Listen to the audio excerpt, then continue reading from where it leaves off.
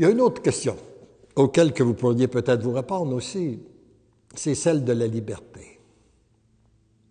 Si je dis mon oui à Dieu, est-ce que je ne perdrai pas ma liberté? Eh bien, moi, je vous dis, non seulement vous ne la perdrez pas, mais vous allez la trouver. Vous allez retrouver une nouvelle liberté que vous n'avez jamais connue. Parce que vous savez, la vraie liberté, comme on l'a vu un peu hier, que je veux développer davantage, ce n'est pas de faire ce qu'on veut, quand on veut, comme on le veut. Rappelons-nous ce qui s'est passé dans notre beau Québec à partir des années 1960, où on a vu des gens dire, là, maintenant, on est libre. Là, le mal n'existe plus, on ne se préoccupe plus des commandements de Dieu, on ne se préoccupe plus de l'Église, enfin, on est libre, on peut faire ce qu'on veut, comme on veut, quand on le veut. Quel est le résultat de cette supposée liberté 50 ans plus tard? Nous sommes devenus un peuple d'esclaves. Esclaves du sexe, esclaves de la drogue, esclaves du jeu, esclaves des possessions matérielles, esclaves de ce que les gens vont dire. Nous sommes devenus des esclaves des sens. Et cet état d'esclavage-là est tellement grand que beaucoup de gens ne veulent plus vivre. Nous en arrivons avec un taux de suicide les plus élevés, même chez nos jeunes, parce qu'ils ne peuvent plus vivre dans cet état d'esclavage. Alors donc, ce n'est pas là la liberté. La liberté, notre vraie liberté, elle se trouve en vivant ce pourquoi nous avons été créés. Comme on l'a vu hier, regardons ce que Dieu nous enseigne dans sa création. L'oiseau qui a été créé pour voler retrouve sa liberté en volant. Le poisson qui a été créé pour nager retrouve sa liberté en nageant. On pourrait continuer comme ça, à travers tous les animaux. Mais nous, les êtres humains, nous sommes créés pour quoi? Nous sommes créés pour aimer. Et nous retrouvons notre véritable liberté dans l'amour. Pas un amour déformé comme il est souvent présenté, mais un amour qui prend sa source dans l'amour même de Dieu, en s'alimentant la véritable source qui est Dieu. Et c'est là qu'on découvre réellement la véritable liberté des enfants de Dieu. Mais Dieu, en tant qu'enfant de Dieu, il respecte toujours notre liberté. Moi, j'ai la mission de vous inviter à donner votre oui. Mais vous pouvez dire non. Vous avez cette liberté-là. Il n'y a personne sur la terre qui peut vous obliger à dire oui à Dieu. Mais il n'y a personne non plus qui peut vous en empêcher. C'est une décision qui appartient à chacun de nous. On n'a pas besoin de le consentement de personne d'autre autour de nous. Peu importe notre situation. Parce que c'est une décision qui se prend entre Dieu et nous, entre nous et Dieu. Alors, il n'y a personne qui intervient. Alors, vous pouvez donner votre oui, vous pouvez dire non. Et je suis tellement convaincu de la liberté de Dieu et de son amour que j'ose vous dire ceci. Si vous répondez non, Dieu va vous aimer quand même. Puis il va continuer à vous poursuivre de son amour.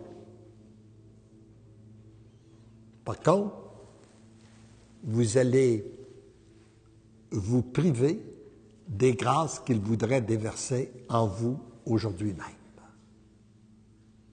Le petit coin du paradis terrestre que je vous ai dit, dans lequel entraient, pénétraient ceux qui donnaient leur oui, eh bien, vous n'y aurez pas accès immédiatement. Ça va être retardé pour vous si vous répondez non. Et en même temps, et il se peut aussi que vous puissiez continuer, que vous allez continuer peut-être sur un chemin de souffrance. Comme j'ai eu l'occasion de répondre dans une interview que j'avais donnée à la radio suisse, où après l'interview, la dame me dit, si vous vouliez, quelle est la parole que vous pourriez dire à quelqu'un qui ne veut pas se convertir ou qui ne veut pas mettre Dieu dans sa vie, pour tâcher de le convaincre? Bien, je lui ai dit, moi, la seule chose que je peux dire, c'est que lorsque je rencontre quelqu'un qui ne veut pas mettre Dieu dans sa vie, après lui avoir parlé de Dieu, je lui dis, si tu n'es pas prête à l'accepter, c'est peut-être que tu as pas assez souffert. Continue à décider par toi-même dans ton chemin de souffrance. Puis quand tu auras assez souffert, ben, rappelle-toi que moi je t'ai dit qu'il y avait un autre chemin pour toi. C'est celui de dire oui à Dieu. Et là, tu pourras donner ton oui à ce moment-là. Et d'autre part, c'est que si on dit non à Dieu, on retarde son plan d'amour. Je dis bien, on le retarde, on ne l'empêche pas. Parce que comme il est dit dans ces volumes-là, la décision du Père est ferme. Son amour va circuler sur la terre comme au ciel.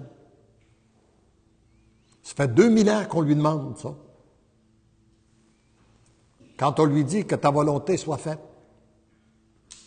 que ton règne vienne, sa volonté, c'est que l'amour circule sur la terre comme au ciel.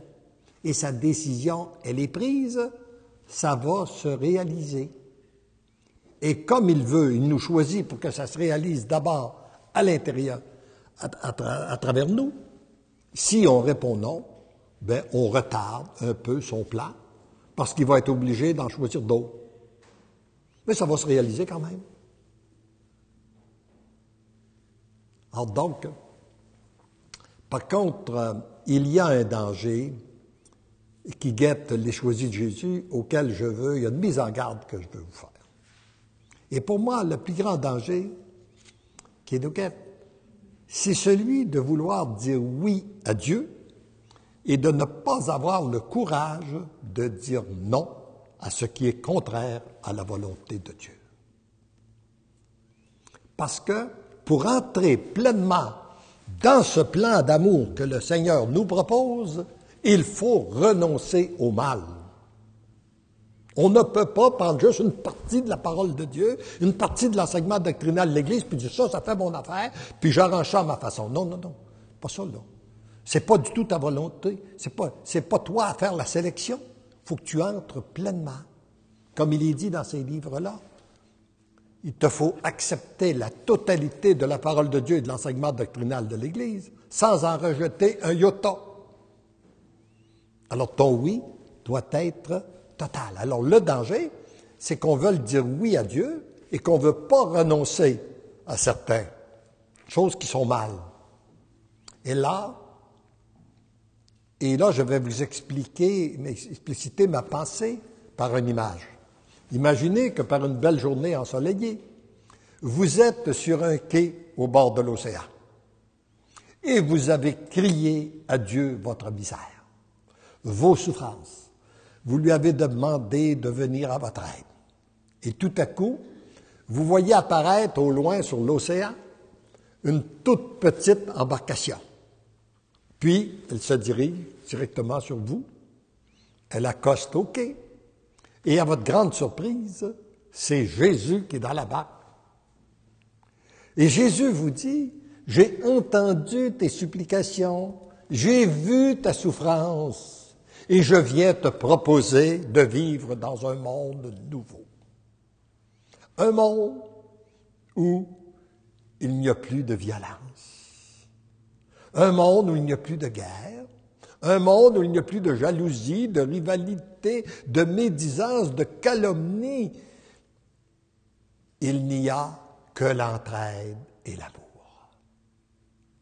Mais vous lui dites, Seigneur, c'est qu'est-ce que j'ai voulu toute ma vie, moi. C'est qu'est-ce que j'ai cherché toute ma vie, vivre dans un monde d'amour. Qu'est-ce que je pourrais faire pour vivre dans ce monde-là?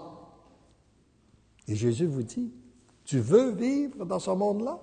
Mais vous dites, ben oui, c'est qu'est-ce que j'ai voulu toute ma vie?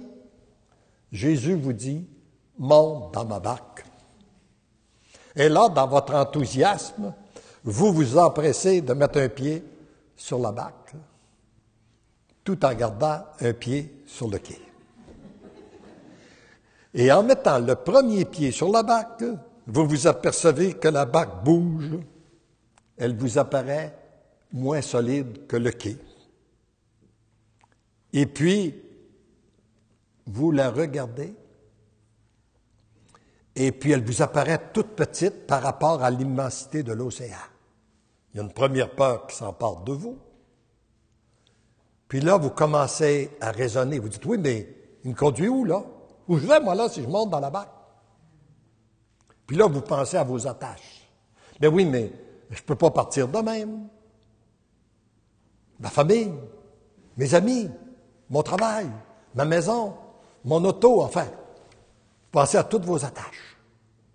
Et là, pour être bien sûr de ne rien perdre, vous demeurez un pied sur le quai, puis un pied dans la barque, sur la barque. Mais comme la barque n'est pas attachée, il y a un petit vent qui se lève, et tranquillement, la barque s'éloigne du quai. Qu'est-ce qui vous arrive? Flouc, entre les deux. Ça, pour moi, c'est le chemin de souffrance que prennent les gens qui ne se décident pas pour Dieu, ou qu'ils se décident juste partiellement, qu'ils ne se décident pas totalement pour Dieu. Maman Marie l'a répété maintes et maintes fois dans les messages à Medjugorje, décidez-vous pour Dieu. Le temps presse. On ne peut pas être à moitié à Dieu, puis à moitié à Satan. Notre décision doit être ferme, et ça c'est une décision qu'on a à prendre, de se décider totalement pour Dieu. Jésus a été très ferme aussi sur ce plan-là dans ses enseignements. Il a dit que votre oui soit un oui, que votre non soit un non. Les tiennes, je les vomirai de ma bouche.